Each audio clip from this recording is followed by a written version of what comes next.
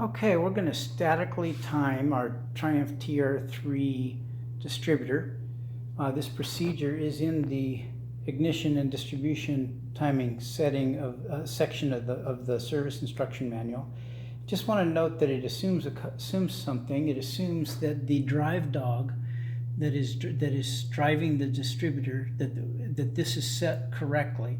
If you have the drive dog under here, under the distributor set wrong, then this will be pointed in the wrong direction and you can have all kinds of troubles. So anyway, so assume that's right. Static timing. The other thing that we're going to assume that we can't see right now, I tried to take a video of it, it was just too hard, was that the little hole on the in the inside flange of the pulley is lined up with the pointer down there, and I use a small 11/16 inch ratchet on the generator and turn it clockwise to turn the engine around until we're at top dead center, exactly on top dead center. And since the distributor moves once for every 2 revolutions of the engine, it's possible to have this have that lined up down there and not be on top dead center.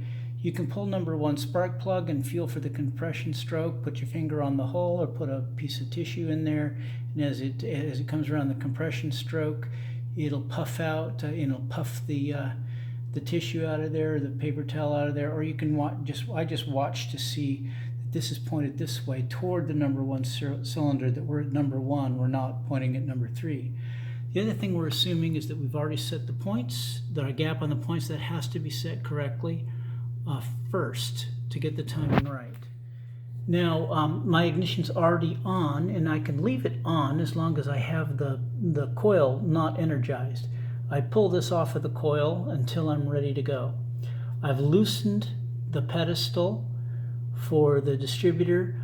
I've set the gauge here to the center demarcation. So you can see there's an advance. Advance is anti-clockwise, retard is clockwise. I'm going to set it to a little off of that so you could see it.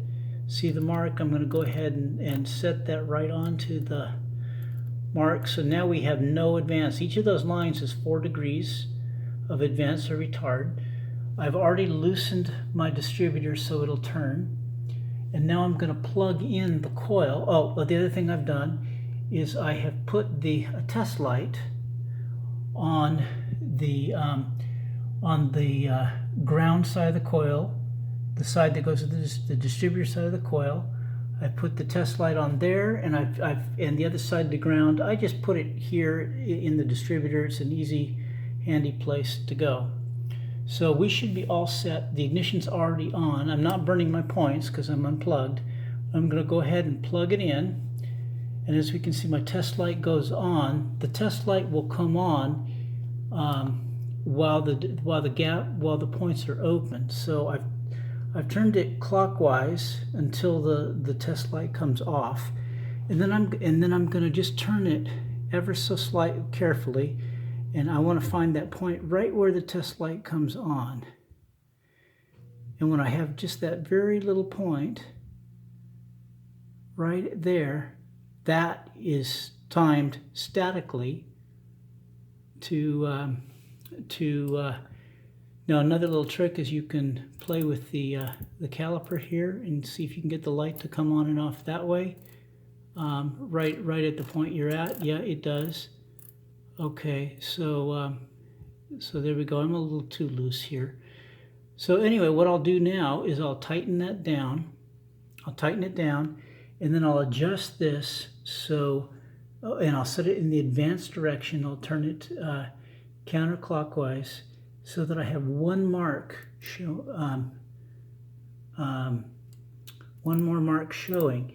Each mark is 4 degrees, and 4 degrees is our initial setting for before top dead center. So there's my one mark. I don't know if you can see it.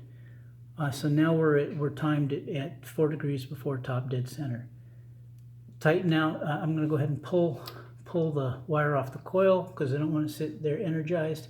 I'll go ahead and put everything back together, and I'm timed 4 degrees before top dead center now.